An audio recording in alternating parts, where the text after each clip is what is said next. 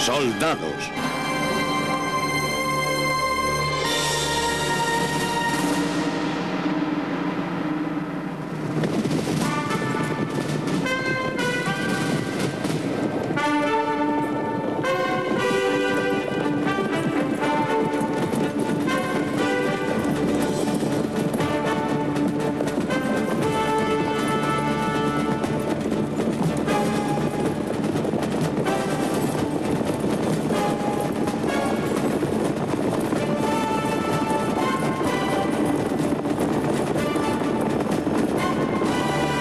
Caballería.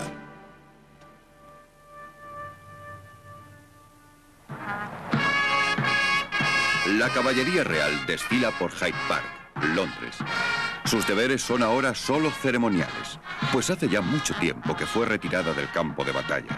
Las armas actuales lo han exigido. Pero es un brillante recuerdo de los días en que la caballería era la principal arma de guerra y los soldados a caballo las tropas de choque de muchos ejércitos victoriosos. Es cierto que se han empleado caballos casi desde que han existido soldados, que ha habido muchas épocas en la historia de la guerra en las que el guerrero montado dominó a todas las demás armas, e incluso hoy, en una era de obuses y bombas atómicas, hay viejos soldados que aún recuerdan la emocionante experiencia de cargar sobre el enemigo con el sable desenfundado. La fuerza de la carga estaba en la rectitud de la línea. Una vez que se tocaba la alarma, se desenfundaban las armas. Era como cabalgar hacia el infierno. Los cañones tronaban, humo de las baterías por todas partes.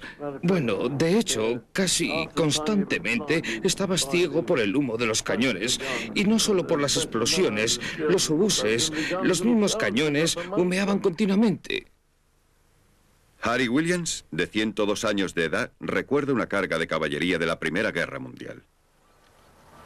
Cuando yo llegué allí, todo el grueso de la caballería estaba en línea. Los cornetas ya habían tocado alarma. Mi montura, claro, como era un caballo de ataque, estaba imbuida con la excitación del momento. Esa atmósfera eléctrica se sumó a ella. Y en ese mismo momento, tocaron la carga.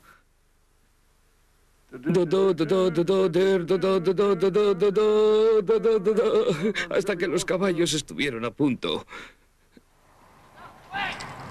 Cuando llegaron a esa línea se quebraron alemanes, búlgaros, turcos, no importaba quiénes fueran, aplastados, rotos.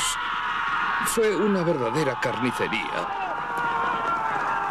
Los aceros acuchillaban. Acuchillaban sobre las cabezas de los caballos. Clávalo, clávalo, otra vez. Y si aparece otro, simplemente te vuelves, giras la muñeca y lo rebanas. Y luego a esa parte. Y claro, todo el mundo está haciendo lo mismo. Así que has de tener cuidado para no herir a tu compañero. Si los días de la caballería ya pertenecen al pasado, este no es irrecuperable. No mucho después de la carga de Harry Williams, el guerrero montado tendría un último hurra en las llanuras de Europa Oriental. La caballería roja soviética, una fuerza de 16.000, montó para luchar contra Polonia. En las afueras de Varsovia, la caballería polaca derrotó al invasor ruso. Los jinetes polacos volvieron a casa como héroes nacionales. Con este mismo espíritu heroico cabalgaron en 1939 con una fuerza de 40 regimientos contra los alemanes. Existe la leyenda de que un regimiento llegó realmente a quebrar sus lanzas en el blindaje de los tanques alemanes. El resto fue barrido por el torbellino del avance de Hitler. Los mismos alemanes en la Segunda Guerra Mundial, sorprendentemente, dependieron de los caballos. Cerca de 3 millones de estos fueron empleados para transportar suministros a los ejércitos que avanzaban. Durante toda la guerra, buena parte del transporte de apoyo se hizo a lomos de caballo. La Wehrmacht también utilizó la caballería. Su primera división de caballería tomó parte en el ataque alemán a Francia en 1940, protegiendo los flancos y desempeñando misiones de reconocimiento. Y cuando París fue ocupado, la caballería alemana tuvo su plaza en el desfile victorioso, antes de pasar a la historia. ¡Atención! ¿Preparados? ¡Monten! El regimiento montado de la Caballería Real Inglesa es una de las últimas y escasas unidades militares del mundo que mantienen viva la relación, una relación que nació hace más de 3000 años entre el guerrero y su caballo. Mantengan a los caballos al paso. Presionen ligeramente en sus costados. Actualmente a los reclutas, nacidos en un mundo de máquinas donde el caballo casi ha desaparecido, hay que enseñarles equitación a partir de cero. Son pocos los que saben montar. Si buscan a su caballo, emitan un sonido que él ya sabrá reconocer. Las tradiciones de esta escuela de equitación y sus maestros se remontan a hace 300 años, a los guardias de corps de Carlos II.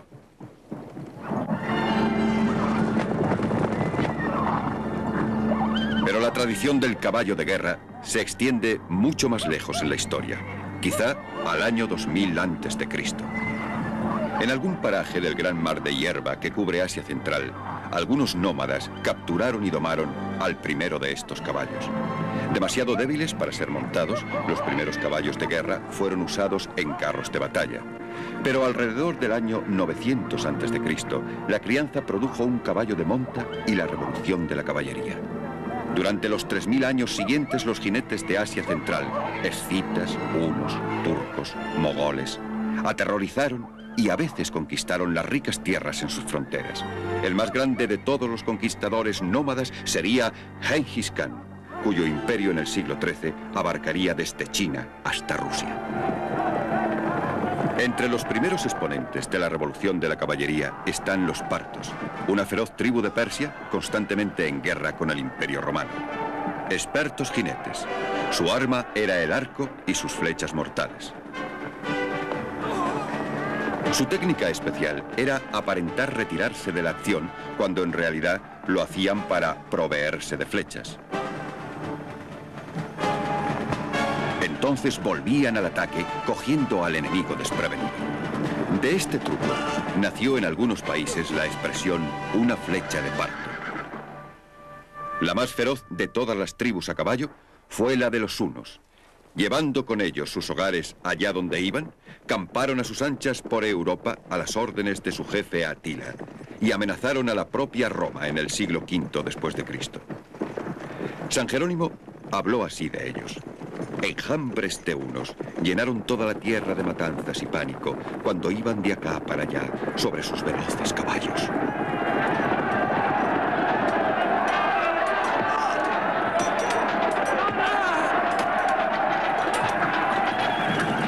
Su ferocidad y la destrucción que arrastraban infundían terror en los corazones de los pueblos más asentados.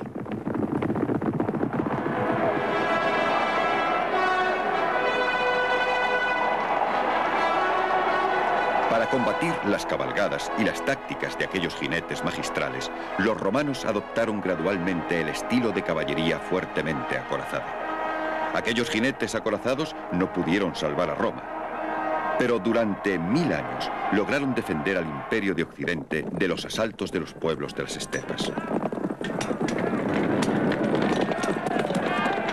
Su crianza caballar y su estilo de equipamiento pesado producirían por último al guerrero al que llamamos el caballero.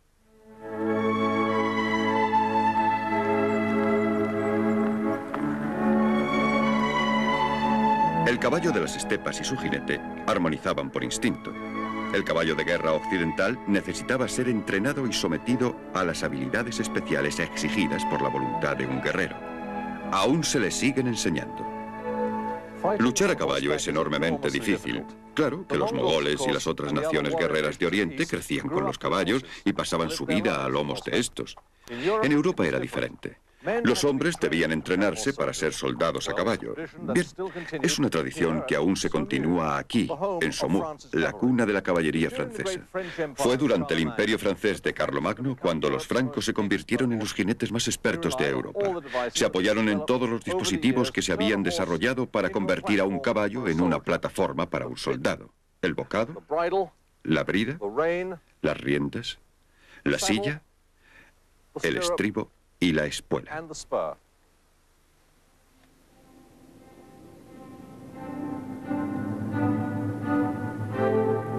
El caballero medieval fue el florecimiento final del guerrero montado acorazado europeo. Pero en el siglo XV, su sencilla cota de mallas quedó anticuada. Los armeros habían aprendido a encajar a un hombre de la cabeza a los pies en brillantes placas metálicas y también partes de su caballo. Su peso podía aproximarse a los 125 kilos y su armadura estaba confeccionada para presentar una superficie oblicua a cualquier golpe o flechazo. Para contraatacar, llevaba una espada. Todo este equipo era exorbitantemente caro, así que inevitablemente el caballero salía de las clases ricas y dominantes. El aplastante poder de su armadura permitió al caballero dominar el campo de batalla durante 500 años. Con su cuerpo descansando en los estribos y su espalda soportada por una silla rígida, estaba listo para la batalla.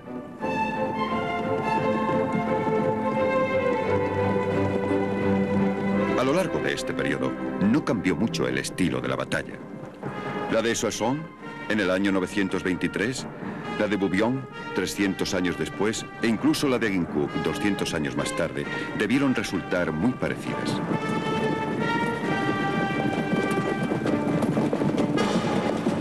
Las tácticas y las maniobras jugaban menos que el valor individual y la destreza con las armas. A menudo el caballero peleaba desmontado, pero cuando intervenía a caballo en la batalla, el espectáculo era sensacional.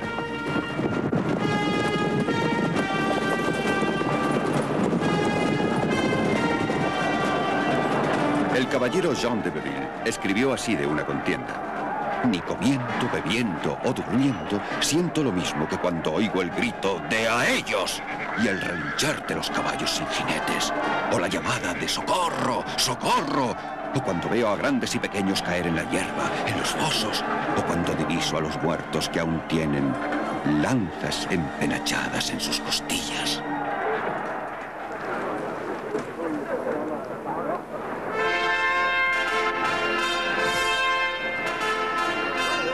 Pero el combate real era poco frecuente y, en general, demasiado caótico para que los caballeros medievales mostraran plenamente las proezas que querían exponer al mundo. Su código, que llamamos caballerosidad, hacía hincapié en los valores del coraje, juego limpio y destreza con las armas. Los caballeros descubrieron que esas virtudes se mostraban con mayor ventaja en un falso combate, el torneo, en el que solo eran admitidos caballeros. Era también un excelente medio de tener a rudos soldados al alcance de la mano.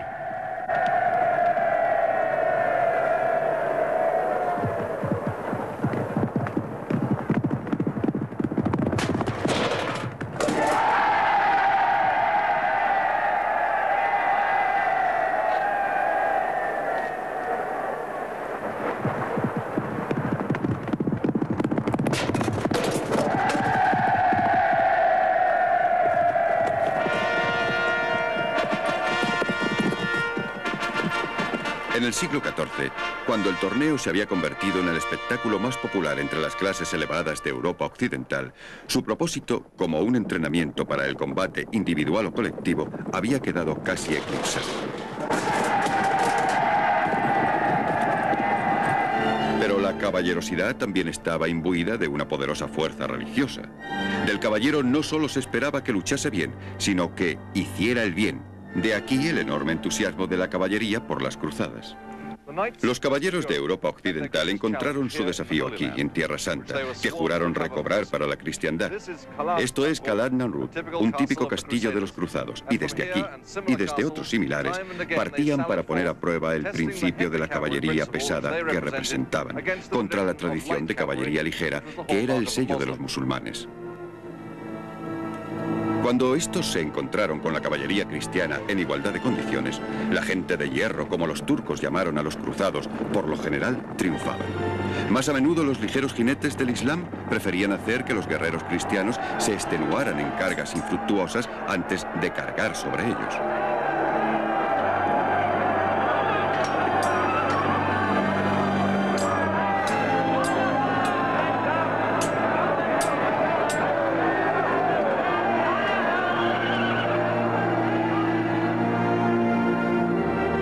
Tan expertos se convirtieron los musulmanes en las tácticas de caballería que en la batalla de Ay-Harud, en 1260, se enfrentaron y derrotaron a la hasta entonces invencible horda de los mogoles en la meseta junto al mar de Galilea.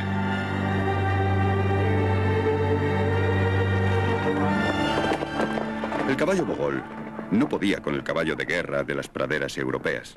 Aquí la hierba abundante y el heno invernal hicieron una montura que siempre sobrepasaría a un desnutrido estepario. Los buenos ejemplares son la materia prima de una buena caballería, y hoy se tiene un cuidado especial al escoger caballos para el ejército inglés. Este es un caballo de los mejores que existen. ¿Cuántos años tiene? Creo que 5. Qué bonito es este ejemplar. Es precioso. Ya lo creo que lo es. Debe ser de lo mejor que tienen aquí, ¿no? Por supuesto. Sí, es precioso. Tiene músculos, sí. ¿Quieren verle al trote? Está bien. Vamos allá.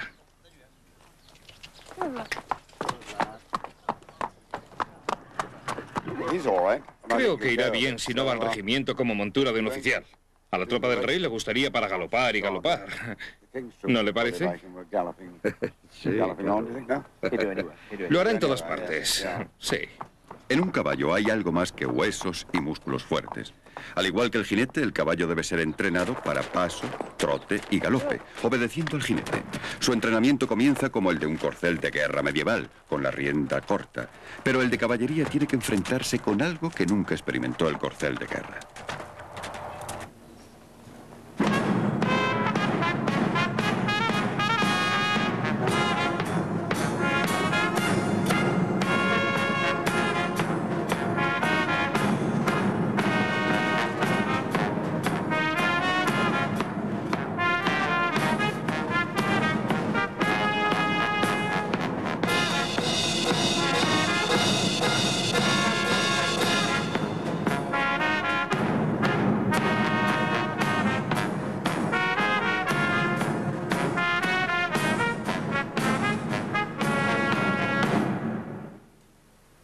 El caballo también tuvo que aprender a soportar el espantoso alboroto de una batalla con pólvora. Los caballos son unas criaturas nerviosas.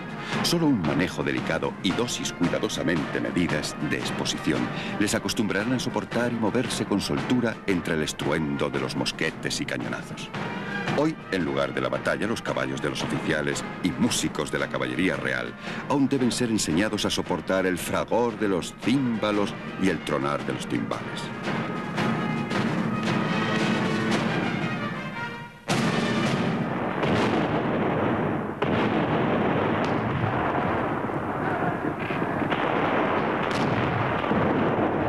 Pero la pólvora no solo hace ruido, también hizo una revolución. En el siglo XVI el mosquete y el cañón, contra los cuales ninguna armadura estaba segura, dejaron al hombre que la llevaba fuera de lugar. Así que después de 5 siglos de dominación, el caballero desapareció de repente, como la escarcha de un campo de batalla calentado por el sol. Los jinetes que sobrevivieron, como los de la Guerra Civil Inglesa, tuvieron que descubrir nuevos papeles. Uno era el de fuerza de choque final, el otro el de perseguir al enemigo para su destrucción.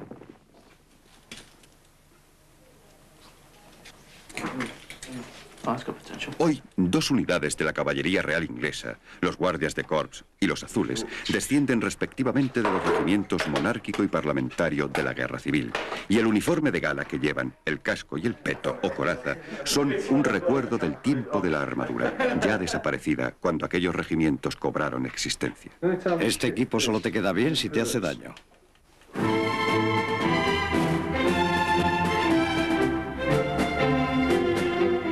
La caballería ligera, los exploradores y avanzadillas de un ejército no llevan ninguna armadura. Lo hacen para dar esplendor a sus uniformes. No hubo jamás soldados más vistosos que los húsares y lanceros de aquellos días.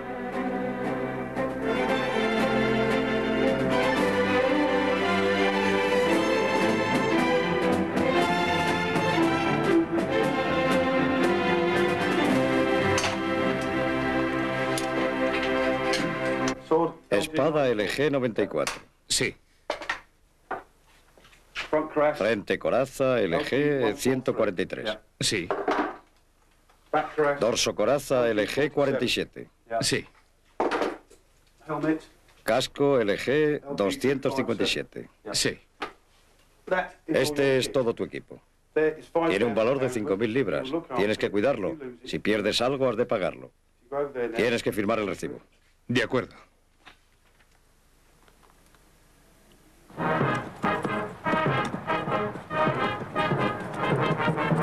La espada siempre fue la principal arma de la caballería, aunque no la mejor. La tradicionalmente ligera eligió la cimitarra curva, mejor adaptada para cortar y acuchillar en la confusión de la batalla. La caballería pesada, desde los días de los caballeros acorazados en adelante, prefirió la espada recta y pesada.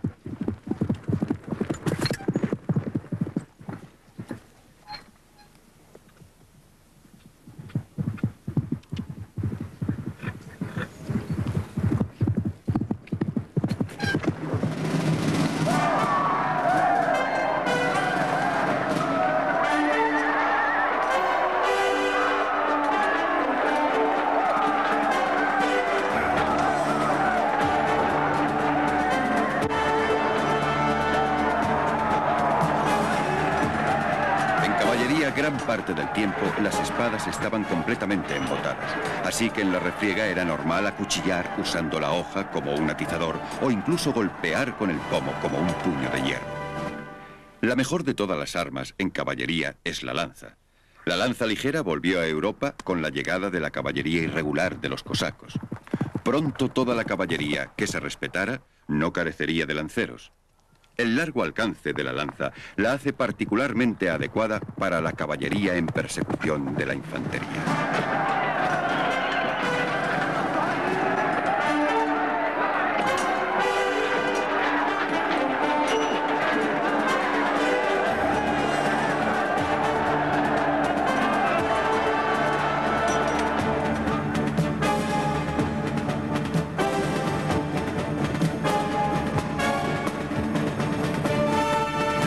Fue también usada contra tropas en orden cerrado, por ejemplo en Oduckman, en 1898. Fue un regimiento de lanceros ingleses que rompió a través de una sólida masa de infantería irregular sudanesa.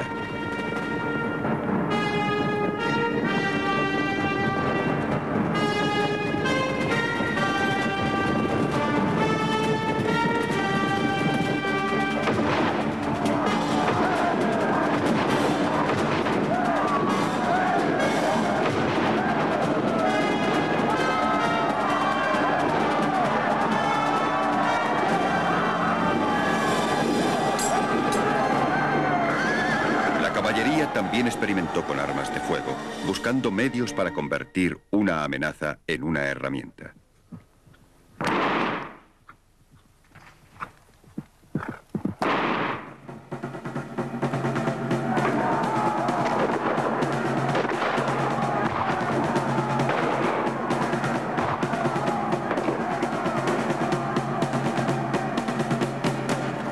Las armas de fuego de repetición, revólver y carabina, que se hicieron disponibles para los jinetes en los tiempos de la Guerra de Secesión Americana, parecían prometer que al fin la caballería podría repartir su parte de fuego.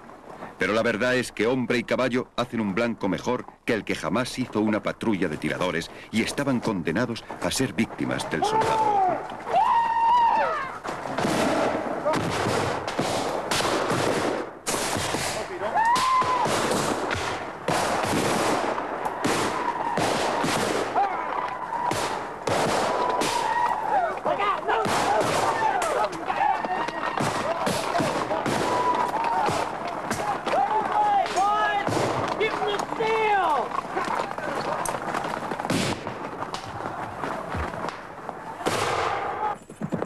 Ningún arma hecha por el hombre sobrepasó en importancia para el jinete al arma creada para él por el semental y la yegua, su caballo.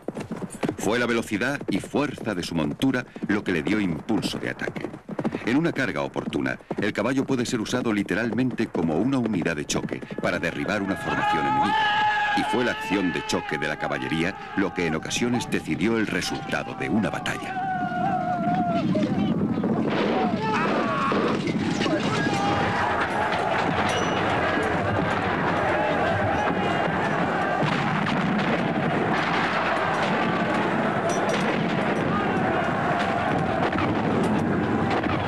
En Breitenfeld, en la Guerra de los 30 años, Gustavo Adolfo usó su caballería sueca para asestar el golpe definitivo. La caballería inglesa de Marlborough hizo la carga decisiva en Ramilly, desde una posición de flanco que los franceses dejaron desprotegida. La caballería pesada de Napoleón alcanzó la victoria en Marengo y Eylau. Pero estas cargas dependieron de la suerte. Mosqueteros decididos, formados en cuadro y protegidos por la artillería, nunca podrían ser aniquilados por la caballería. Los coraceros franceses fracasaron una y otra vez frente a los cuadros ingleses.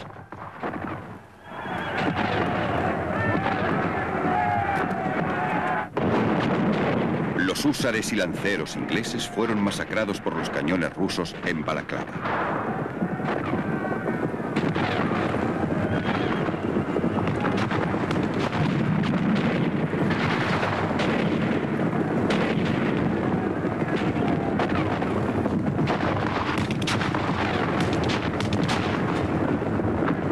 Hacia el Valle de la Muerte cabalgaban los 600.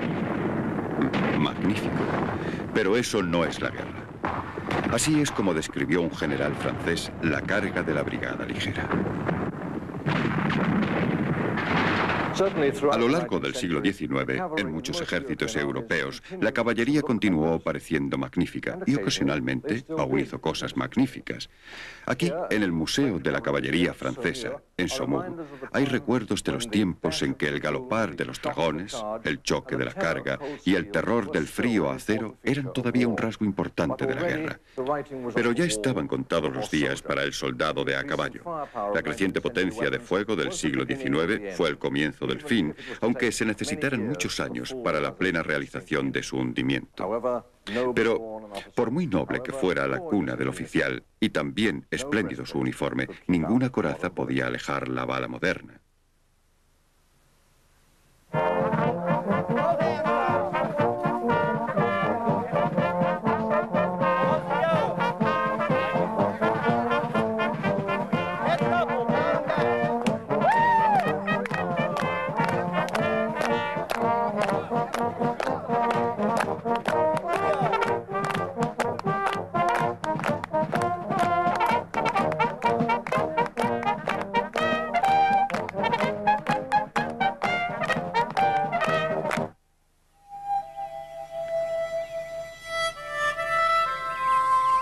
Cruzado el Atlántico, en una sociedad que nunca conoció una clase caballeresca y donde el caballo era solo un medio de viajar por un vasto país, los soldados evitaron el error de pensar que los jinetes podían ignorar los efectos de las modernas armas de fuego.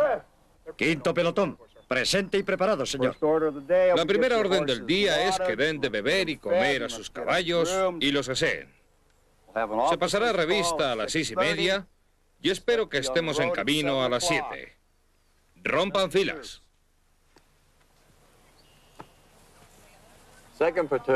Ambos bandos de la Guerra de Secesión Americana reclutaron grandes fuerzas de caballería. En 1865 había 80.000 jinetes en los servicios de la Unión y 40.000 en los confederados.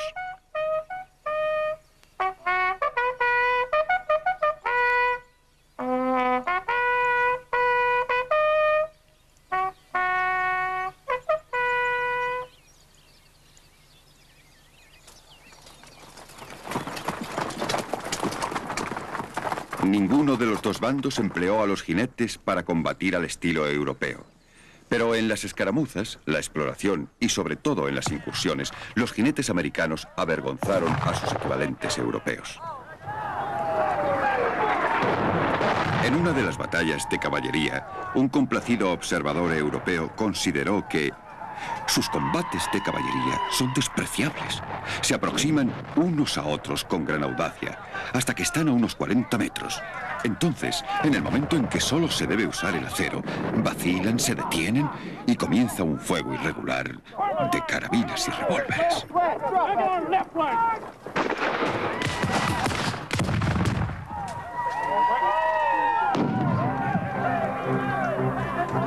Los ingleses no aprendieron nada del ejemplo americano. Hasta en la expansión de su imperio, siguieron adiestrándose con el sable y la lanza.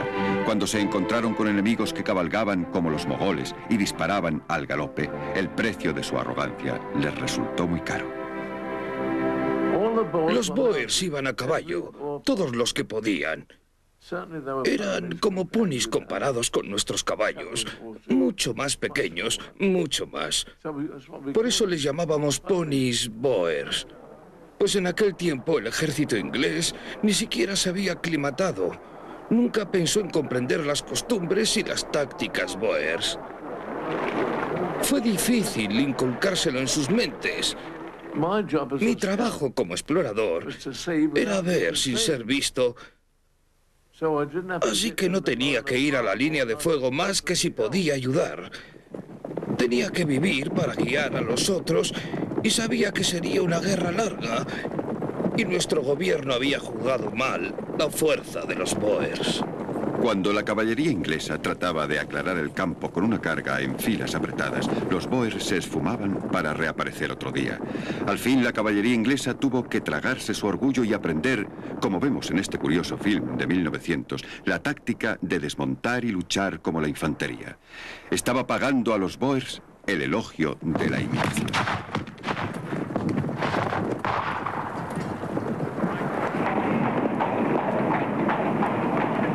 El precio de la guerra Boer se sintió también en la patria, donde caballos de todas las clases fueron requisados para atender la enorme demanda de animales de silla y de carga, creada por el esfuerzo de la guerra. Muchos de ellos llegaron a África inservibles, lanzados a la acción sin aclimatarlos y por lo general montados por jinetes inexpertos. Ahora recuerdo un lote que mandaron para llevar cañones, pero no podían hacer que empezaran. Es que no tenían la más mínima idea. Se van a reír. Alguien tuvo una brillante idea. Dijo, estos son caballos de tranvía, no echarán a andar hasta que no toquen un timbre. Entonces otro dijo, ¿dónde vamos a encontrar un timbre?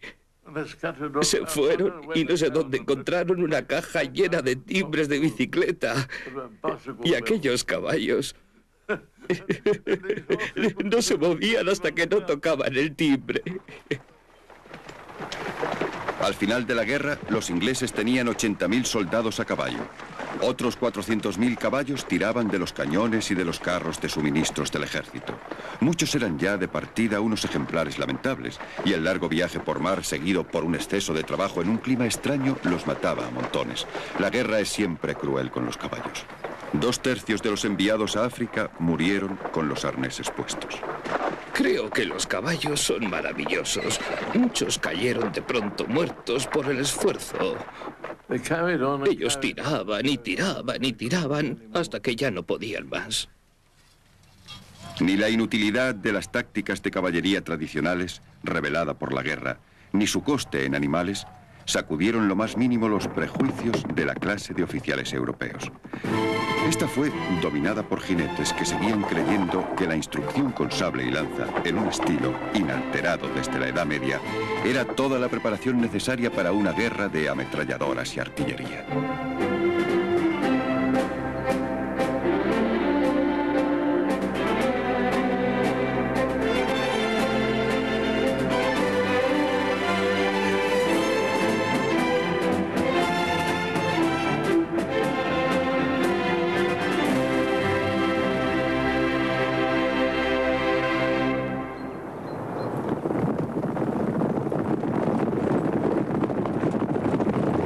El futuro del arma de caballería era incontestable.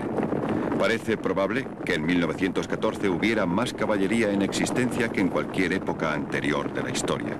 Inglaterra fue a la guerra con 10.000 caballos, entrenados en las nuevas tácticas de la acción desmontada. Pero muchos regimientos franceses seguían siendo enseñados a cargar al estilo de Napoleón, vestidos con casco y coraza, con la lanza y el sable por delante.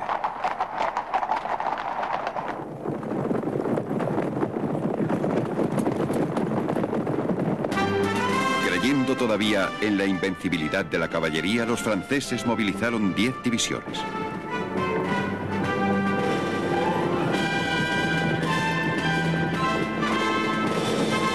Sus aliados rusos tenían 36 divisiones, algunas formadas por cosacos de las estepas.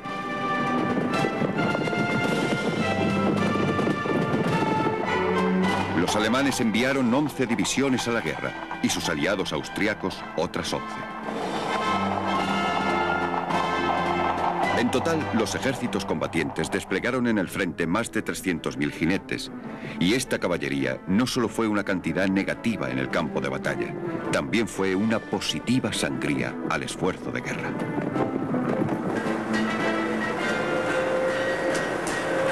Los caballos exigen una atención constante: limpiarlos, herrarlos, abrevarlos, entrenarlos, mimarlos. Este cuidado es un trabajo intensivo. Incluso cada caballo ha de ser numerado y registrado como el personal del ejército.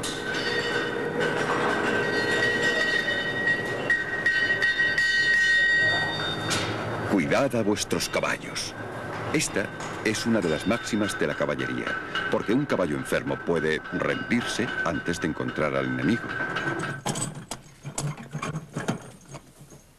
Al contrario que las máquinas, los caballos inactivos aún requieren esfuerzos para mantenerlos. Los caballos producen basura en enormes cantidades. Limpieza es el menos popular de todos los servicios de establo. También consumen alimento en un volumen equivalente.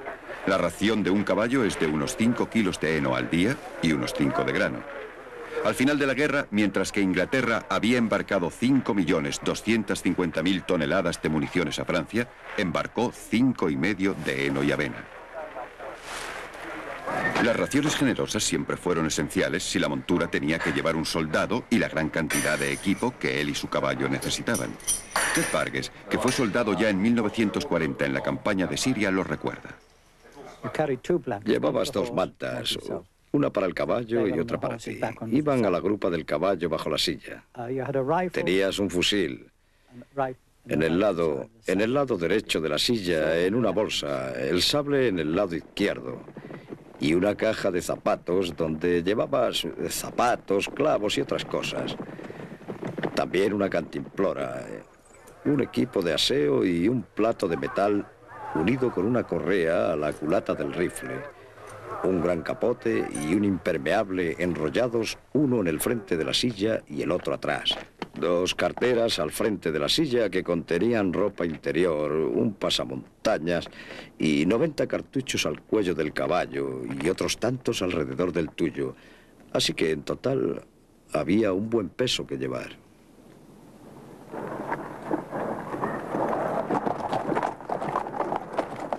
Aunque estén bien alimentados, los caballos caen enfermos casi tan a menudo como los hombres y necesitan casi la misma atención. ¿Bebe bien? Sí. Su temperatura es normal. Vamos a ir su corazón. Tranquilo, tranquilo, tranquilo. Las bajas de caballos en la Primera Guerra Mundial realmente superaron a las humanas. De los 900.000 caballos empleados por el ejército inglés, entre 1914 y 1918 murió la 1/4 parte. 70.000 murieron en el campo de batalla por balas, granadas o gas.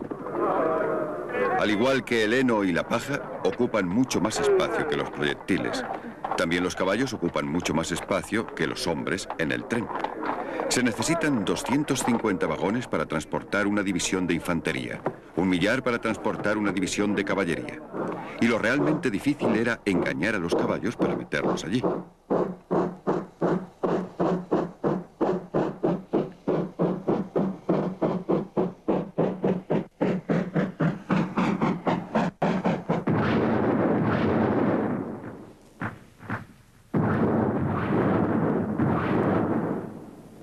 Pero a pesar de la evidencia de que la guerra de trincheras y el caballo no eran compatibles, los generales de todos los ejércitos de la Primera Guerra Mundial persistieron hasta 1918 en buscar modos de llevar a su caballería a luchar con el enemigo.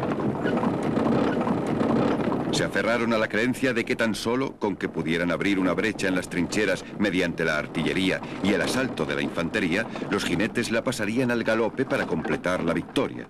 Los ingleses llamaron a esta esperanza buscar el adelante en la brecha.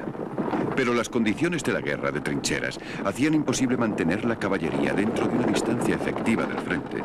Una división de caballería ocupaba casi 14 kilómetros de carretera, pero tenía que esperar a otros 16, fuera del alcance de la artillería enemiga. La táctica matemática era absurda. Incluso en Cambrai, en 1917, cuando al fin los tanques ingleses hicieron una brecha, la caballería no logró alcanzarla antes de que los alemanes la cerraran.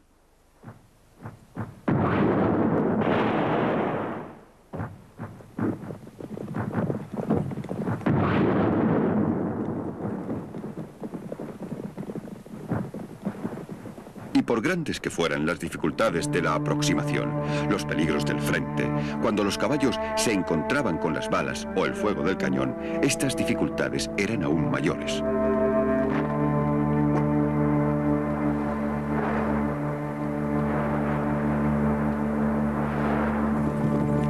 Sin embargo, ya cerca del final de la guerra, algunas unidades de caballería tuvieron al fin la oportunidad de cargar contra el enemigo. Fred Horsenel recuerda una acción en Arbonnier. Había colinas y trincheras. Al fin llegamos a campo abierto y el jefe del escuadrón, al parecer, descubrió a los alemanes saltando de este tren. Nos afirmamos en nuestras sillas de montar y nos protegimos lo mejor que pudimos detrás de los cuellos de los caballos. Sacamos nuestros sables y fuimos como rayos. Naturalmente, cuando los alcanzamos, ellos estaban más o menos en campo abierto.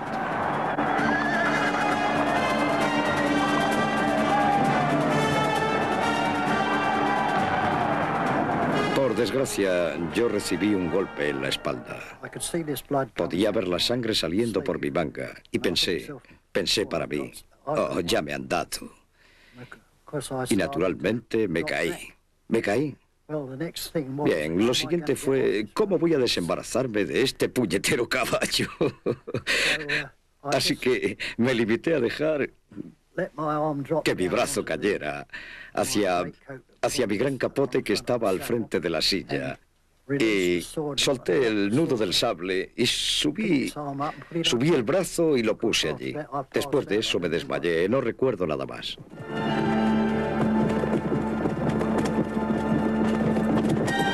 Hay unos lugares donde la caballería de la Primera Guerra Mundial encontró espacio e inmunidad para maniobrar con la libertad de los jinetes de antaño. El general Allenby desplegó una gran fuerza montada contra los turcos en Palestina. Aquí, en las despejadas llanuras de Tierra Santa, los nómadas de la estepa, los ligeros caballos sarracenos y los caballeros cruzados, todos a caballo, libraron sus batallas tradicionales por última vez.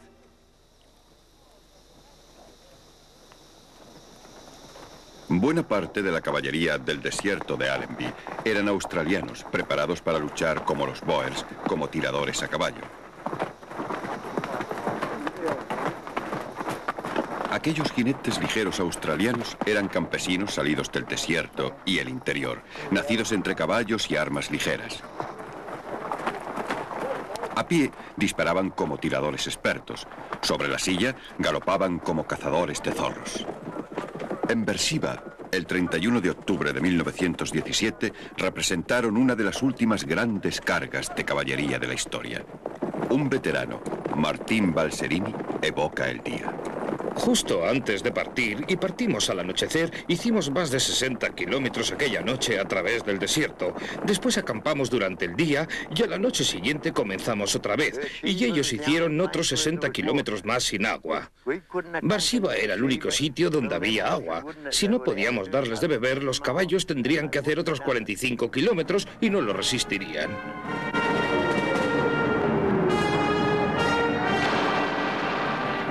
Una vez que nos pusimos en marcha, los caballos iban a galope tendido.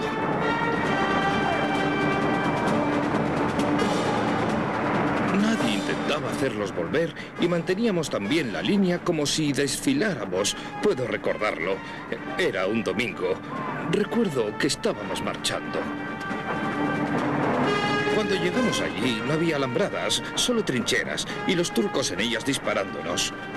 Los de la siguiente línea de trincheras estaban de pie fuera de ellas disparando por encima de las cabezas de su propia gente.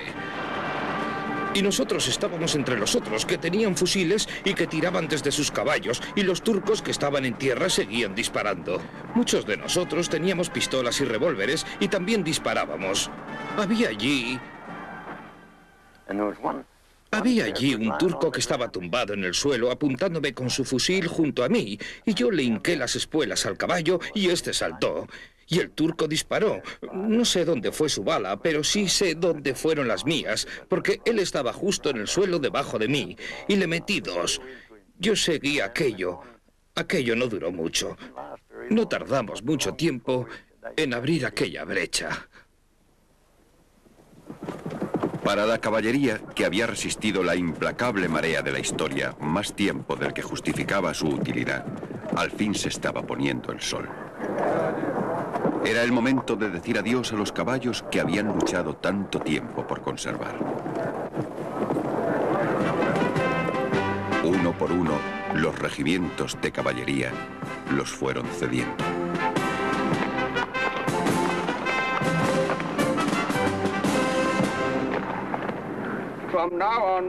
De ahora en adelante, la norma, el emblema de la caballería, servirá para recordaros a aquellos valerosos y sumisos camaradas que hoy desfilan con vosotros por última vez, vuestros caballos. Pero sería erróneo decir que la caballería ha muerto. En algunos ejércitos, por supuesto que lo hizo. En otros, como el inglés, la caballería ha mostrado, pese a toda la evidencia histórica, que puede adaptarse. Se mecanizó. Abrazó el espíritu de la guerra acorazada con tanto ardor como en el pasado sus caballos.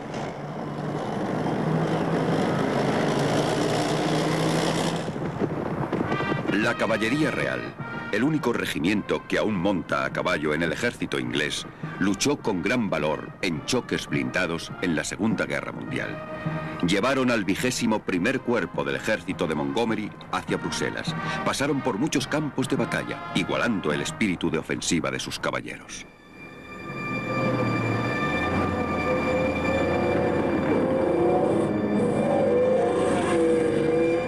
Ni en espíritu, ni en nombre, ha muerto la caballería. Muchos de los actuales guerreros revestidos de acero aún son llamados dragones, húsares o lanceros. En el sonido de estos títulos, el oído aún puede captar el ruido de un casco de caballo en las grandes llanuras de todo el mundo.